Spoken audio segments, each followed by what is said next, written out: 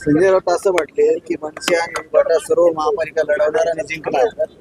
मला वाटतं संजय राऊतने का जे स्टेटमेंट केलेले आहे ते आता दोन्ही पक्षाचा प्रवक्ता म्हणून केले की काय याबद्दल शंका उपस्थित व्हायला लागली.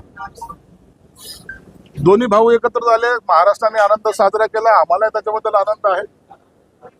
परंतु एक त्यांनी काल केलेल्या स्टेटमेंटमुळं आजपर्यंत संजय राऊतने जे जे भाकीतं केलेली आहेत ते भाकीतं उलटी झालेली हा इतिहास आहे. म्हणून लग्न आणखी झालं नाही, मुलाच्या नावाने बारसे साजरे करण्याचं काम हे संजय राऊत आता करतायत. नामकरण करायचं विधी ते पार पडतायत.